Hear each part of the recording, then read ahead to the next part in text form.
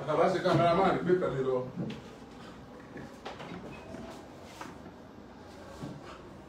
Estamos ahí. Ya le llaman para papá.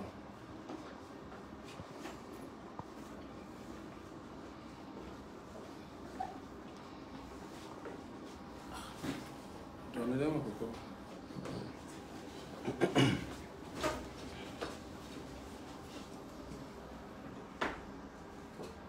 Ẹ jẹ́ kí n máa kí wa kú déédéé àkókò yìí gbogbo ibikíbi tí ẹ bá ti ń gbọ́ wa Oríyọmí Hamzat ní orúkọ mi. Ọ̀rọ̀ Timothy ẹnu ẹ̀ náà làwà. A kú ọdún, a kú ìyèdún ẹ̀mí wá ṣe púpọ̀ ẹ̀ láyé. Ṣé bí 2021 ti lọ ṣáà ti gbàgbé ọ̀rọ̀ Timothy àbí ànípadà bẹ́ẹ̀ mọ́? Àbí orí ogun làbẹ̀ ló wà? Àbí ọ̀rọ̀ ni ọ̀wálé Olúkòyí ò sí ní ogun? Kí ló ṣẹlẹ̀ lórí ọ̀rọ̀ Timothy? Ibi àrùn ni ọ̀wálé Olúkòyí ò sí ní ogun lèmi wà ó. A sì dúró déédéé lórí ọ̀rọ̀ Timothy. A sì fẹ́ kẹ́yìn ọmọ Nàìjíríà nílẹ̀ yà àti lókè òkun. Ẹ̀yin tẹ́ ń bá wa share program Timothy, Justice for Timothy. Ẹ̀yin tẹ́ ń bá wa share. Mo sì wà pẹ̀lú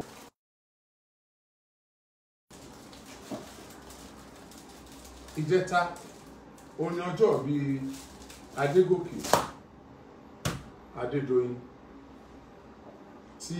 wọ́n pa Timothy sí òtẹ́ẹ̀lì tí wọ́n ní ọmọ rẹ̀ Abdulrahim Adédoyin ní prime suspect tí wọ́n ní kójú bá ìhòòhò tó sá lọ tí ọwọ́ Adédoyin náà ò mọ́ lórí ikú Timothy. Àwa gbọ́ àwọn nǹkan kan wọ́n ní àwọn ẹbí Adédoyin wọ́n lament pé Timothy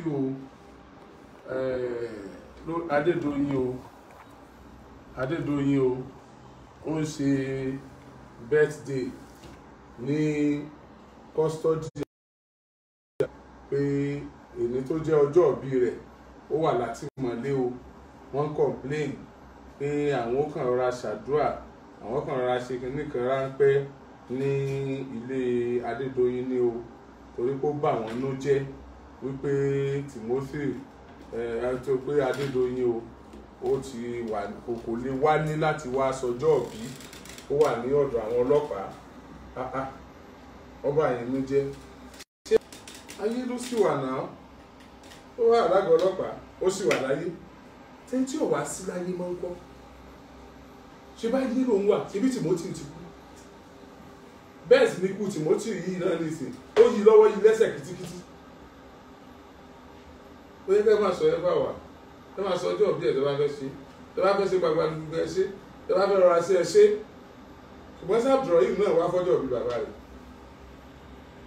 Abdulrahim tẹ pé MD Hilton Honor Hotel tẹ lóun lọ́mọ̀ sí bí Timothy ṣe kú tẹ́ àwọn ọlọ́pàá wá káàkiri. Because ẹ tó bá wà láyé sì lè sọjọ́ bí posthumo ló kù fẹ́ tó bá ti lọ.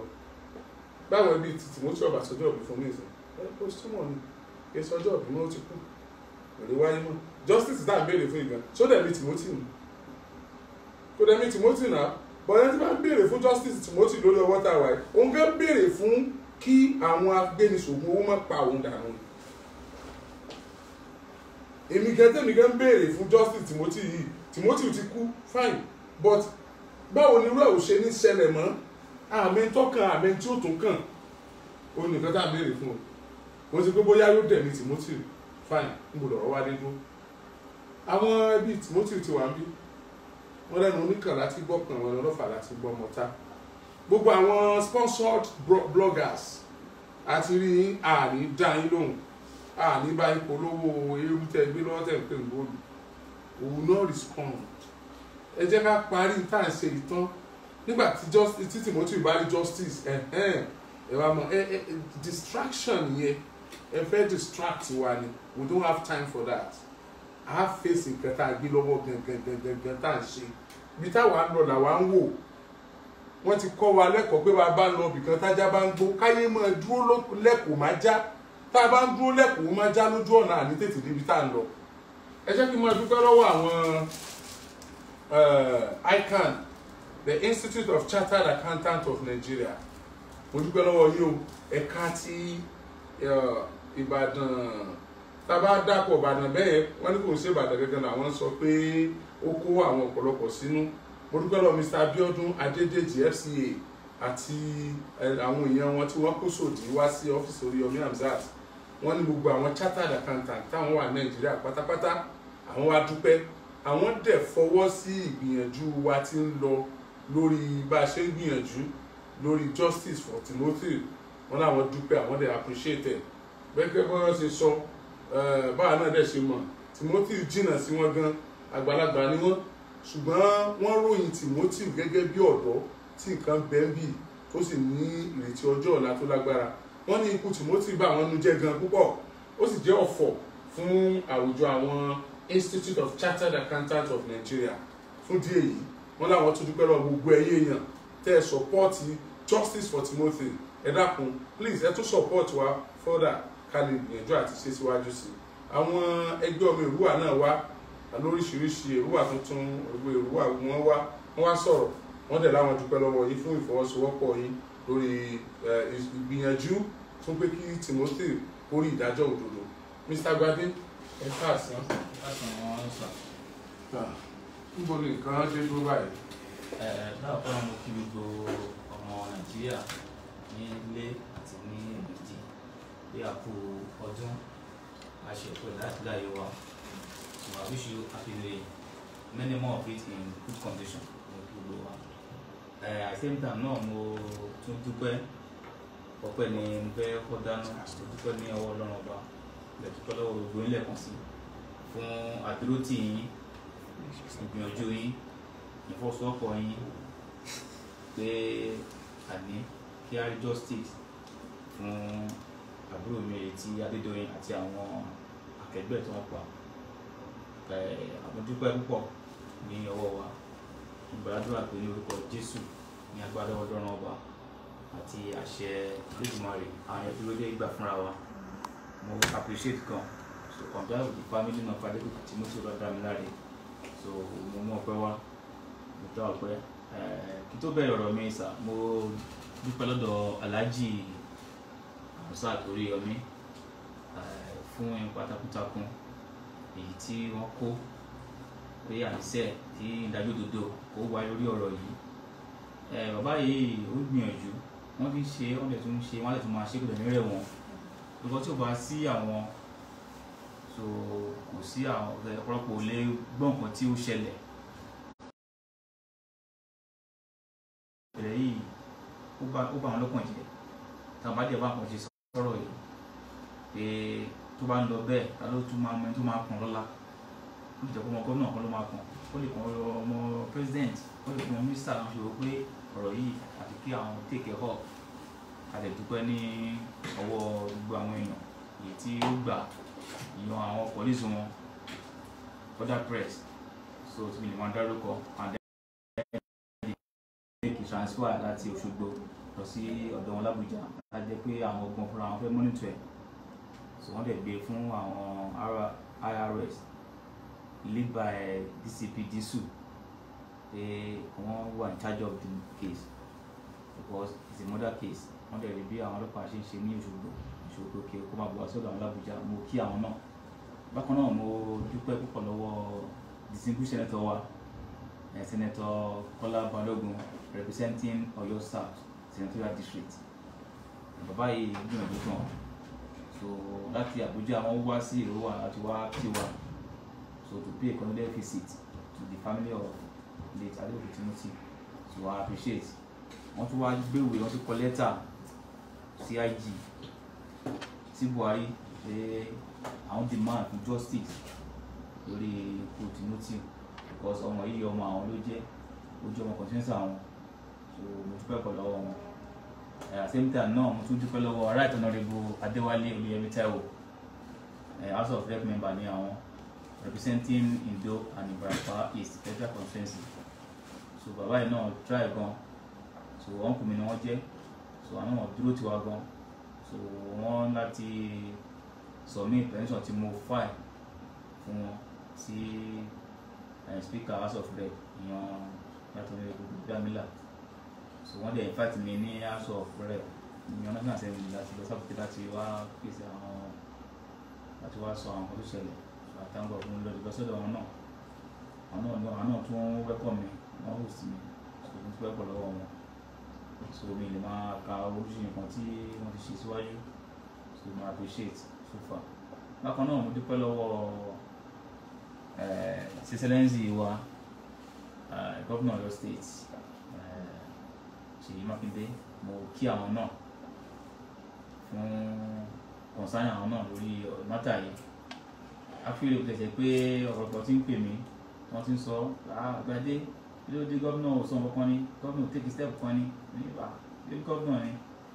wọ́n ń take àwọn step lábẹ́lẹ̀ mi bàbá ò tí ì fẹ́ kó wọ́n sọ sí ìta ni. Mo dẹ̀ mọ̀ pé láìpẹ́ láì jìnnà gómìnà náà máa sọ nǹkan lórí ẹ̀, wọ́n á sọ lórí ẹ̀. So ó dẹ̀ ṣe press release demanding for justice and thorough investigation, àwọn gómìnà náà máa ṣe. So bákan náà abẹnugan lẹ́gbìmọ̀ aṣòfin ìpínlẹ̀ Ọ̀yọ́ ìyàn Ògúndòyìn Adébọ̀wálé Edward, so lè ṣe pé ọmọ Ìbàràpá East ni wọ́n, ọmọ Ìrúwà ni wọ́n, ẹ̀tọ́ dẹ̀ pa ẹ̀ náà ọmọ Ìrúwà ni. So àwọn náà I expect àwọn náà kí wọ́n make formal press release I think káwọn náà ti sọ nǹkan kan lórí ẹ̀. Ìgbà tí mo ti rí pé National Assembly ti invite mi lọ sí Abuja tí mo ti lọ síbẹ̀, so State Assembly náà ẹ̀ka náà ti ṣe anything something lórí issue yìí, so ẹ jọ̀ọ́ ẹ bá wa ṣe nǹkan lórí ẹ̀. So ṣe mọ̀ wọ́n ní káyìnkápọ̀ Ọ̀yọ́ ló máa ń yẹ ni, àwọn Senate Rep Abuja wọ́n ti try best wọn, Ọ̀yọ́ State Assembly náà ẹ̀ka náà gbìyànjú, so we want to hear from them. So àbẹ̀rẹ̀ kíkà náà ṣe nǹkan lórí ẹ̀, so mo lè kí àwọn náà. Bákan náà mo kí gbogbo àwọn ọmọ Nàìjíríà èyí tó wà ní abroad, America ni o, USA ni o, France ni o, so mo kí wọn. Ẹ sá kó gbogbo wọn pọ̀, mo kó gbogbo wọn pọ̀, diaspora. mo kí wọn, mo diaspora yà, mo appreciate effort wọn. Wọ́n pè, wọ́n tún send nǹkan, mi ò lè máa kà tán. Ṣé mo ń gbìyànjú fún family wa financially ni o, nípa gbìyànjú nípa àdúrà ni o, gbogbo ẹ̀ ni à ń rí because ó bá sí ẹ̀yin tó sí bàbá wa Olúyẹmí Hamzat tó sí àwọn ọmọ kíkọ́ lọ́wọ́ àwọn àfáà náà, àwọn ṣéò sheikh pẹ̀lú àwọn pastors àti àwọn oníṣẹ̀ṣe wa náà, àwọn bàbá wa because ó bá sí àdúrà wọn lórí wa ọ̀pọ̀lọpọ̀ ìjì ó ti jà àti gbogbo ẹ̀ ti fẹ́ láti jẹ́ pé wọ́n fẹ́ dojú ẹjọ́ ìbolẹ̀ tó ń wò pé ókè ó táwọn bá ti ṣe nǹkan tí ò dá sẹ́mi náà tàbí Alhaji Hamzat náà bóyá kéèsì ò lè tẹ̀síwájú mọ́, bẹ̀ ọpẹ́ ní fọ́lọ́run pé ìmọ̀ta ò ṣẹ lórí wa, kò dẹ̀ ní ṣẹ lórí wa lágbà Ọlọ́run. Àmín. Mr. Agbade. I get justice. Mr. Agbade. Yes sir. Mo appreciate bẹ́ẹ̀ ṣe ń dúpẹ́ lọ́wọ́ àwọn èèyàn yẹn, ṣùgbọ́n yóò wù mí ṣé ní báwọn èèyàn ṣe ń wò wáyé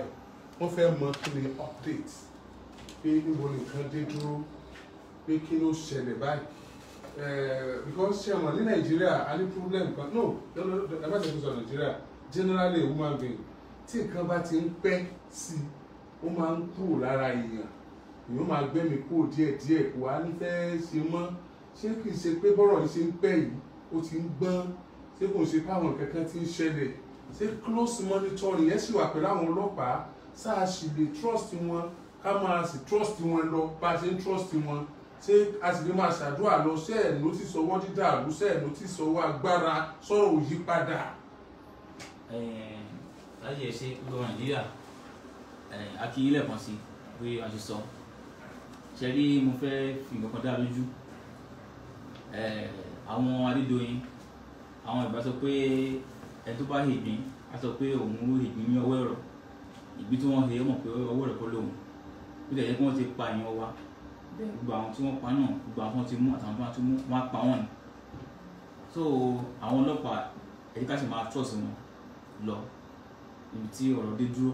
ìgbà kan àtàwọn kan pè mí pé Adédoyin ṣe mú láti lọ sí Abuja to contact as concrete fact and evidence against him táwọn lè fi release ẹ̀ of which àwọn ọlọ́pàá wọn ti gba court order láti detain ẹ̀ more and more until they charge him for murder. So mo dẹ̀ fi dá lójú pé if not this week probably next week agbára ọlọ́run ọba wọn á gbé wọn fún ní ẹni break kankan wọn ló ní hypertension ó ní ìpínlẹ̀ kan ó diabetes ó ní bọ́láwo and next concern ìbàdàn wọn ní ìwòkàn wa tó bá ní kánípé lọ fẹ́ pa ẹni kó kú síbẹ̀ kánípé nǹkan tó fẹ́ pa ìròyìn ẹni kó náà kú tó bá kú àwọn ìyókù tó wà níbẹ̀ wọ́n á lọ fèsì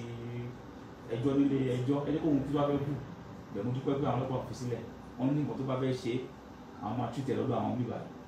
wá dẹ̀ bẹ̀rẹ̀ kókó kú náà ebi èèyàn làbúrò mi tó ń pa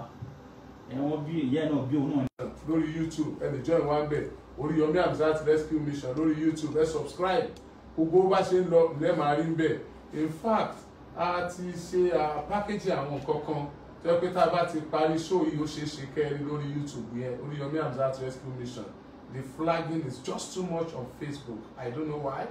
I don't know. Bóyá àwọn fẹ́ káwọn èèyàn mọ bó ṣe ń lọ ní o. Bóyá wọ́n fẹ́ kill the story ní o. Bóyá wọ́n fẹ́ carpet ẹ̀ ní o. Bóyá wọ́n fẹ́ kí Timothy kú gbé ní o. I don't know. I don't know. But let them keep spending.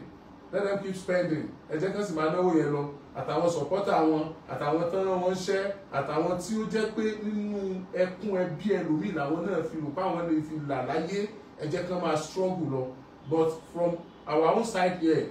we will never relent. Mr. Timothy, Mr. Agbade, ṣé ẹ rántí ìbéèrè tí mo bí tẹ̀ ń dáhùn? Ẹ rántí? Kẹ́ tó lọ bẹ̀. Ṣé ẹ rántí nǹkan tí mo bí lọ́jọ́ tẹ́ kọ́kọ́ wá bí? Kí n tó kọ́ ọbọ̀ kéèsì tí mo sọ fún yín, tẹ́ bá lè rán mi létí pé ṣé ẹ ti rò dáadáa ẹ fẹ́ kí. Ẹ sọ fún mi pé mo rántí bàbá because mo lè sọ fún mi lẹ́yìn pé kéèsì yìí tábà ti bẹ̀rẹ̀ ẹni fẹ́ kí n pè yín tàbí kí n má bá yín pé kẹ́ jáwọ́ kí ká parí síbẹ̀ omi ìlú sọ bẹ́ẹ̀ ní bàbá wọ́n pa àbúrò mi àlẹ́ tí àwọn tó pa àwọn ti kó wọn wọ́n á tún kó wọn sí ẹ wá ní màá bá yín kẹ́ jáwọ́. torí àwọn míì máa ń ṣe bẹ́ẹ̀ àti máa wà on top of. kò possible bàbá ọ̀rọ̀ yìí àwọn ifo àwọn tó jẹ́ òkú mi àwọn tó jẹ́ family member àwọn ọkùnrin mi ni omi ìfẹ́ mi ìfẹ́ dárúkọ ọkùnrin mi ni àwọn dájú wa ni everybody wọ́n mọ̀ pé èmi àti ìdájọ́ wà ní orí ọ̀rọ̀ yìí wọ́n lè dá lójú pé there is no going back until we get justice for Adedoyin Timothy Damilola no going back until I get justice for my brother no going back until justice prevail Alhaji there is no going back. Okay, oya madam béèrè tẹ́lẹ̀. ìbéèrè tí ẹ fi ní mo dẹ̀ fi ń dá ọ lójú pé kò ní sí awuyewuye lórí kéèsì yìí débi pé Mr. Agbade àjọ pé wọ́n ti release Adédoyin o kò tó sí lọ́dọ̀ àwọn ọlọ́pàá ó wà níbẹ̀ o ìfìdá àgbọn Nàìjíríà lójú bó sì wà lọ́dọ̀ wọn. tá a bá wo social media ní 4 January yìí a máa rí pé àwọn ẹbí ẹ̀ wọ́n ní January 1st ló máa ń celebrate birthday ìfẹ́ máa ń mì títì ó máa ń ṣe ó máa ń mọ̀ they are very stupid wọ́n wá ló wà ní àtúnwé ọlọ́pàá àwọn ọlọ́pàá ò fún láyè ó ti ẹ̀ wá celebrate birthday ní Ògùn ló máa pa wọ́n òun gan Ògùn ló máa pa síbi tó wà yẹn èmi tẹ̀lé kó kú síbi tó wà yẹn ká ló bẹ̀rẹ̀ court case gan because inú máa ń bí mi ní ẹ̀pà fún tèmi ẹ̀pà mi lẹ́kún ẹ̀pà ìdílé wa lẹ́kún ẹ̀pà lúwẹ̀ ìlú wa lẹ́kún ìbàràpá méjèèjì Ọ̀yọ́ state ẹ̀pà lẹ́kún ẹ̀ wá expect pé ẹ ṣe bẹ́ẹ̀ de wèrè kan in fact wọ́n ní apprehension kan apprehensive gan ó wà apprehensive ó ṣe kí kan I don't want to care I don't want to know èmi tẹ̀lé kó kú gan kán tẹ̀ pé wá pé Adédoyin ti kú o kí n lọ síbẹ̀ kí n lọ rí kí n fídíò ẹ̀ kí n sẹ́ndẹ̀ kó ti kú lóòótọ́ àwọn tó jẹ́ wèrè ẹgbẹ́ tó ń jọ pa tó wà níbẹ̀ àwọn mẹ́fà tó kù kápọ̀ lọ sí kóòtù lókun kó náà kú ni dájọ́ sí ṣe rí kò sí problem gbọ́n tẹ́ ń pè mí tẹ́ fẹ́ ń gbọ̀n ó wà ní ọ̀dọ̀ wọn fún wọn kàn tẹ́ ní pé gọ̀ọ̀mẹ́ntì kúṣẹ́ kankan fún ẹ mọ̀ pé mo sọ lẹ́ẹ̀kan pé ẹni tó hègbí sọ pé owó ẹ̀rọ ìgbín tó ń mọ̀ pé owó ẹ̀rọ kọ́ lòun tẹ́ bá rí ìsìn náà ti mọ̀ pé àwọn ti ṣiṣẹ́ tó bá mọ̀ pé Timothy àwọn máa òun ẹ̀jẹ̀ làwọn máa mú tàbí òun àwọn máa pátá wọn ní pàmì ìmọ̀ ni kò ní ṣe é ayé ò ní ṣe é wọ́n dẹ̀ mọ̀ pé àwọn náà Ọlọ́run wà lẹ́yìn wa ìdí ni àtọ́ tó fi rán èèyàn wá bá mi tí wọ́n tún fẹ́ kidnap mi tàbí wọ́n fẹ́ ṣe mí léṣe wọ́n ní àwọn láti ìlú Ifẹ̀ wá sọ́dọ̀ mi so Ọlọ́run ló kó mi náà yọ táàmì yẹn ni àwọn national assembly sense ń gbé kí n wá wọ́n rò pé bá lọ sí Àbújá pé ọ̀rọ̀ yẹn tún máa lé sí ọlọ́run dẹ̀ jù wọ́n lọ mo lọ sí Àbújá mo dẹ̀ bọ̀ má dẹ̀ máa lọ máa bọ̀ náà ni aláàjì náà lágbára ọlọ́run ọba máa lé máa bọ̀ lórí ọ̀rọ̀ yìí lórí kéèsì yìí tabarẹ́ ẹnikẹ́ni mo kọ́ àwọn ìgbàdúrà fún wa àwọn afá mo kí gbogbo ẹ̀yin afá mo kí gbogbo ẹ̀yin pastors ẹ̀yin bàbá wa náà oníṣẹ̀ṣe mo kí gbogbo iná pátápátá máa mọ̀ ṣe àdúrà wa yóò máa gbà wọn kọ́ dàtẹ́ ń gbà lórí wa ó gbà náà ni wọ́n fi ní rí wa mú tabarẹ́ ẹnìkan tó tún wà níbì kan ọkùnrin ní obìnrin ní ọmọdé ní àgbàlagbà ní tó tún wà ní òkùnkùn tó má ta fàtí mọ́lẹ̀ wa tàbí tó tún robi sí wa bí agbóntọ̀ ní o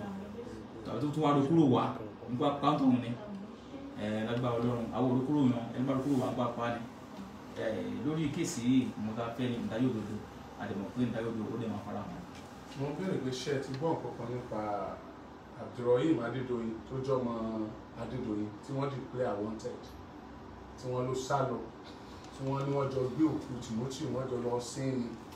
tí wọ́n ní wọ́n jọ jálẹ̀kùn lo yàrá pa Timothy òní tí wọ́n ní òun ló wà ní charge hotel yẹn tí bàbá rẹ̀ lóun kọ́ ló wà ní charge ọmọ àwọn ló wà ní charge tó sì sá lọ tí wọ́n ní wọ́n jọ fi blanket hòtẹ́ẹ̀lì Hilton Hotel Honor wọ́n jọ fi yí Timothy kìtìkìtì wọ́n jọ fi lọ rí mọ́lẹ̀ tí wọ́n ní wọ́n jọ mọ̀ sí bí wọ́n ṣe pa orúkọ ẹ̀rẹ́ kúrò nínú Lodgers Bowl tí wọ́n fi ní kò sùn sóòtẹ́ẹ̀lì àwọn tí wọ́n ní gbogbo ẹrù tó kó débẹ̀ tí wọ́n ò fi rí i mọ́ tí wọ́n ní wọ́n fi ń fún secretary receptionist ní 200,000 Abdulrahim Adédoyin ṣe é gbúrò ẹ̀. gbogbo ọmọ Nàìjíríà a ò tí dúró ẹ̀ o sì ń bá wọn sọ̀rọ̀ láwùjá pé ọmọ ìbò oníṣòwò ti rí wọn láwọn tí pípẹ́ wọn fi ń dá lójú pé àwọn máa rí gbogbo náà ti jẹ́ káwọn ti làwọn ti ṣe ká kọ̀ọ̀kan balẹ̀ káwọn máa rí ẹsẹ̀ rí bàbá gbogbo ọmọ Nàìjíríà mo kí yín Adédoyin orí ẹ̀rọ burú ó ṣe èrè ní tí ó bá ṣe èrè ní kò ní máa sọ pé òun ò mọ̀ sí kọ́mọ òun ní kọ́ mú àtọ́mọ àti bàbá gbọ́n ló máa lọ sí àwọn onílé ẹ̀ jẹ́ pé ọdún mi fẹ́ sọ̀rọ̀ pọ̀ lórí ẹ̀ náà because àwọn ọlọ́pàá tó wà ní ṣàkíyèsí wọ́n ń try tó ń bá try tí wọ́n dẹ̀ mọ̀ tó ń ṣe ni wọ́n dẹ̀ ti ní fact àná ti ní fact wọn bá ti release ẹ̀ on bail nígbà tí wọ́n ní kí wọ́n release ẹ̀ yẹn tí wọ́n ti mọ̀ pé àwọn ní fact lọ́wọ́ against Adédoyin wọ́n ti release ẹ̀ gbọ́n ṣe lọ́ọ̀yà ẹ̀ tó ń ṣe wèrè yẹn lọ́ọ̀yà yẹn ẹ̀mú ò fẹ́ bú lọ́ọ̀yà yẹn torí pé ó dà pé ó lọ school ó lọ school ó dẹ̀ fẹ́ jẹun náà ni bẹ̀rẹ̀ kó ṣọ́ọ̀ṣe kó wọ́n bá yọ̀ ṣubú kó ṣọ́ọ̀ṣe ni o torí gbogbo ibi kọ́ ni onígbà máa ń gùn lóòótọ́ ìṣe barista bẹ̀rẹ̀ kí gbogbo igi náà ni àwọn akọ̀kọ̀ máa ń gùn wọn tó máa ń kọ̀kọ̀ lórí ẹ̀ kó ṣọ́ọ̀ṣe ìnáwó Adédoyin tó bá ṣọ́ọ̀ṣe ilẹ̀ ayọ̀ kó ṣọ́ọ̀ṣe ni ṣẹ́gẹ̀tẹ̀ ó sọ ó tutukutu yẹn ó ṣọ́ra kó rántí kó náà bímọ kó náà lè kú bó ṣe wà yẹn tó bá ṣọ́ra ẹ̀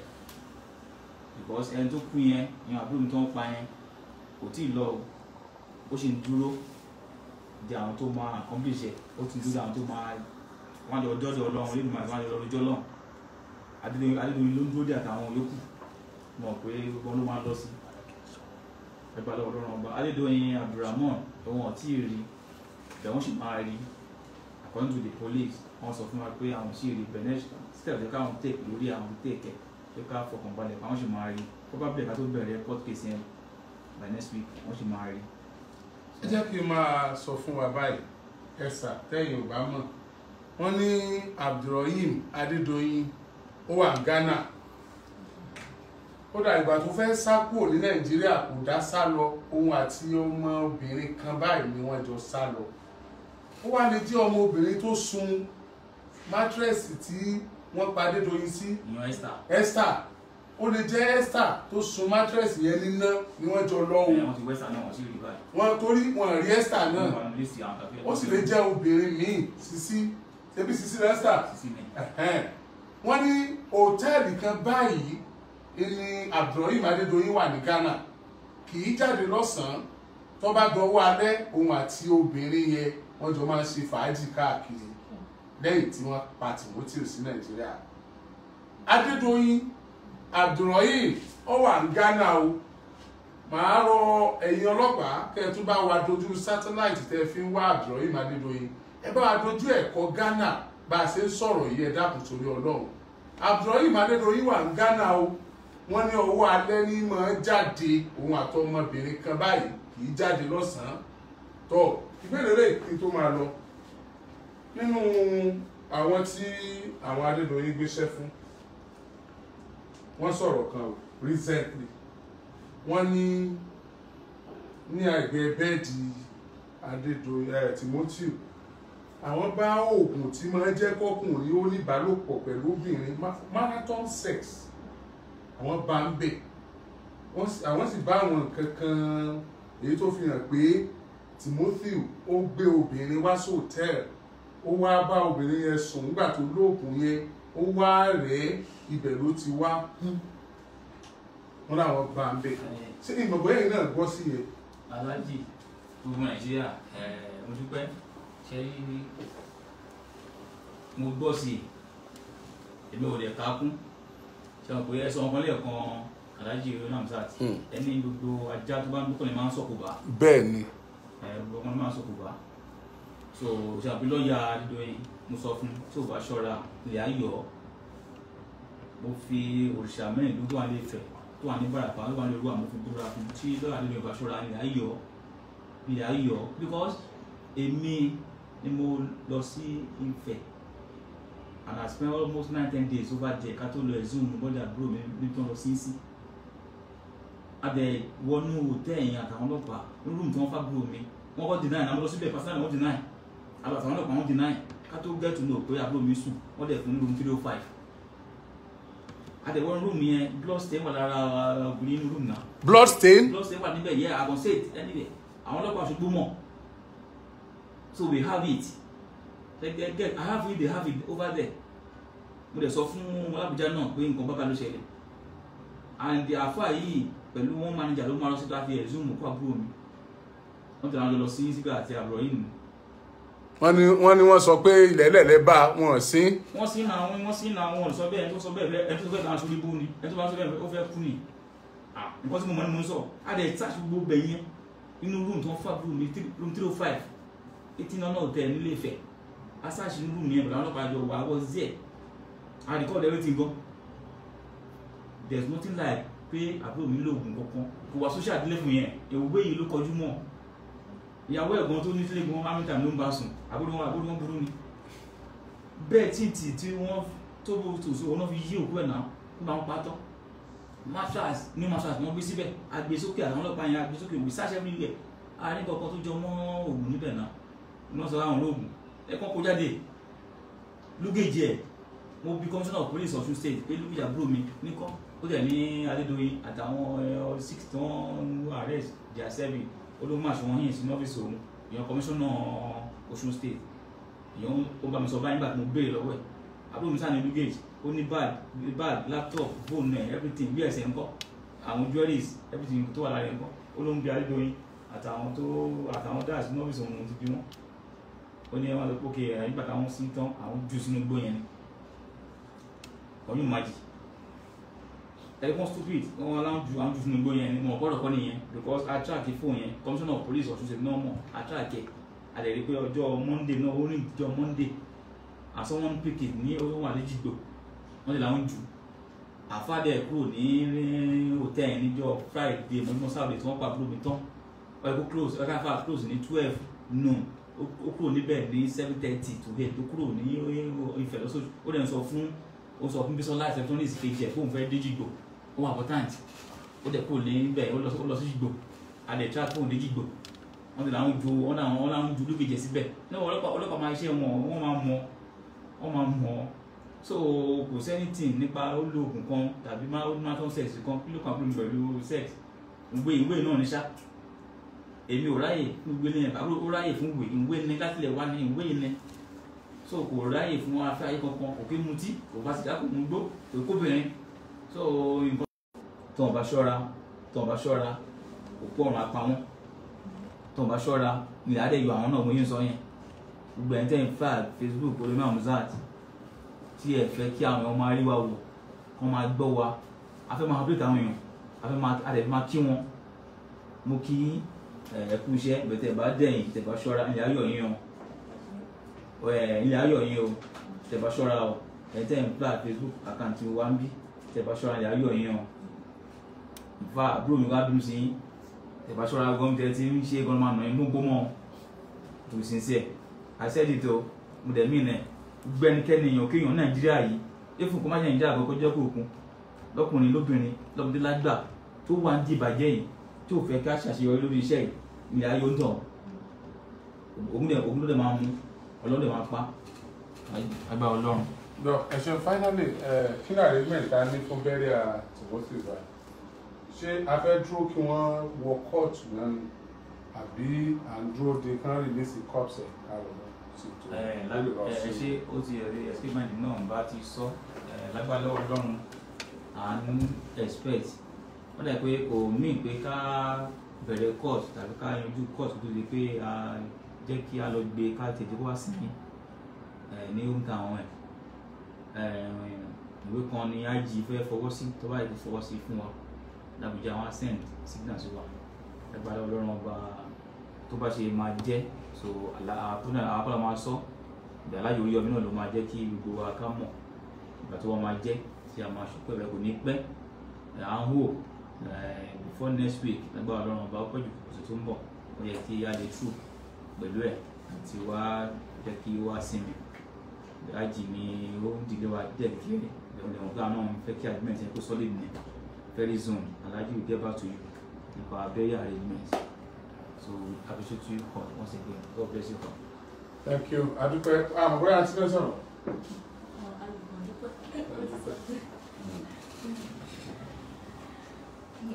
Ẹ káàbọ̀ gbogbo ọmọ Nàìjíríà nílé àti lókè òkun. Lákọ̀ọ́kọ́ èmi ni àbúrò Timothy Adéòkè Olúwadámiláre tí wọ́n pa sí Eaton Hotel and Resort nílé Èkó. So lákọ̀ọ́kọ́ mo dúpẹ́ lọ́wọ́ Ọlọ́run ọba. Mo tún dúpẹ́ lọ́wọ́ Alhaji Hamzat Oríyọmí. Àwọn ọlọ́jẹ́ kí gbogbo èèyàn mọ̀ tí kò bá sí àwọn ni ikú ẹ̀gbọ́n mi bá máa ń lókìkí báyìí. Nípa tó ń pẹ̀gbọ́n mi kò sẹ́ni tí ò bá mọ̀ Alhaji ló jẹ́ kí wọ́n mọ̀. Mi ò lè dúpẹ́ lọ́wọ́ yẹn Ọlọ́run máa bá mi dúpẹ́ lọ́wọ́ yẹn ṣé gan-an. Lẹ́ẹ̀kan sí mo tún dúpẹ́ lọ́wọ́ Dr. Akínyẹmí Àgbẹ̀dẹ láti Amẹ́ríkà torí kéèsì nígbà tó wà lóṣogbo Dr. Akínyẹmí Àgbẹ̀dẹ ló bá wa pé president wa Buhari pé kí wọ́n rìbá kéèsì lọ sí Àbújá padà mo dúpẹ́ lọ́wọ́ torí àìsí dúpẹ́ lọ́wọ́ rárá wọ́n dẹ̀ là dúpẹ́ lọ́wọ́ mo dúpẹ́ lọ́wọ́ so ojoojúmọ́ wọ́n ń ṣàdúró tì fún wa gan everyday ló máa ń pè wá mo dúpẹ́ lọ́wọ́ rẹ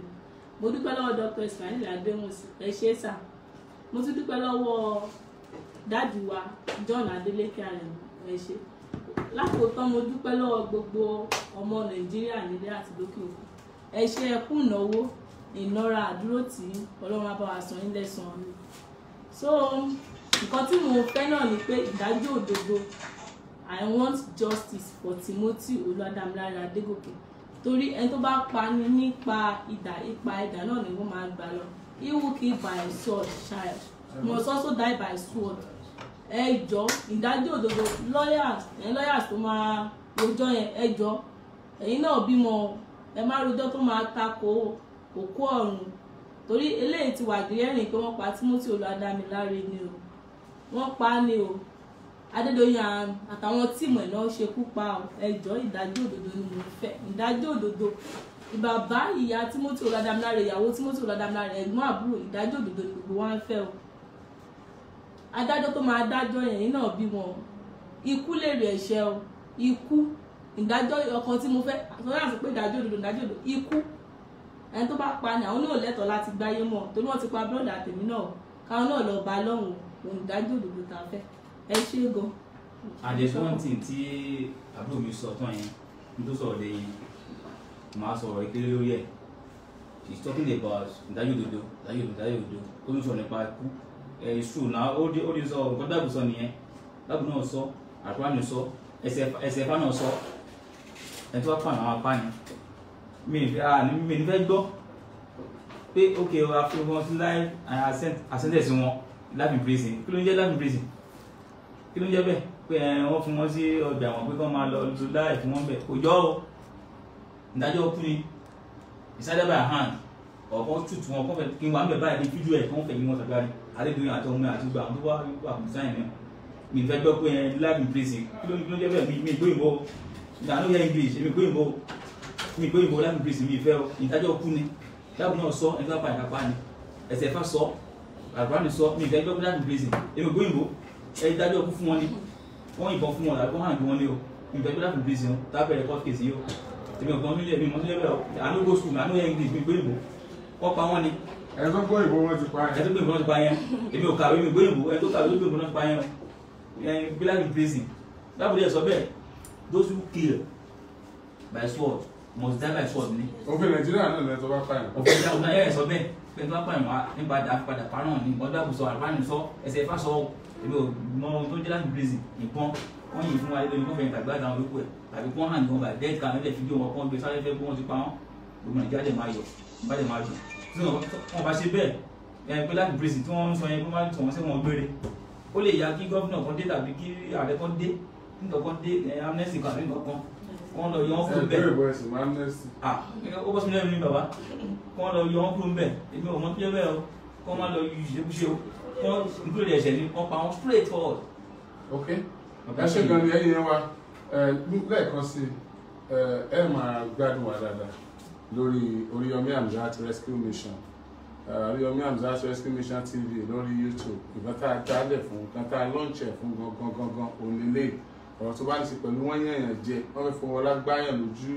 wọ́n pààyàn dànù wọ́n sọ ọmọ kékeré dáadáa wọ́n sọ obìnrin jákujáku ńlá dálẹ̀ fún so ẹ subscribe sórí YouTube yẹn ẹ jọ̀ọ́ ẹ bá subscribe sórí ẹ torí Facebook yìí ó ti sú wa gbogbo ìgbà náà sàn flag wa thank you ẹ̀yin tẹ́ ń flag wa wọ́n ti bá ń ṣàdúrà fún ilé ẹ̀kan sí. ló wà pa wọn àmín ẹ̀sìn wọn ní jèrè tẹ́ ń flag wa bí wọ́n pa yẹn ní jèrè torí náà bímọ ẹ̀ ní jèrè ọmọ ẹ̀ bá stop ẹ̀. torí owó tẹ́ fẹ́ gbà. ẹ̀wọ̀n ní fún ọ lówó ni wọ́n ti fún yín lówó ìlú fẹ́ fún yín owó ẹ̀ ló máa pa yín. títí ọ̀la tẹ́tù bá mi pàdé ní Oríyọmí Hamzat Rescue Mission lórí ọ̀rọ̀ Timothy gangan ẹ máa retí bá bá ti fẹ́ ṣe àjẹkẹ́ gbọ́ afẹ́fọ́n níbi fifteen bẹ̀rẹ̀ ó wù wá gbogbo ẹnikẹ́ni tá a bá ti kéde ìgbà tá a fẹ́ ṣe á fẹ́ kẹ́ darapọ̀ mọ́ wa yín tẹ́ bá wà Nàìjíríà tẹ́ bá wà available tẹ́ lè join wa bẹ̀ gbogbo ẹ̀yin press bloggers gbogbo yín la rọ̀ lágbára Ọlọ́run àwa náà ní ikú gbígbóná o àní bọ́ sọ́wọ́ àwọn agbénisògùn owó ẹ ṣé gan ni a dúpẹ́ o thank you God bless you. Thank you.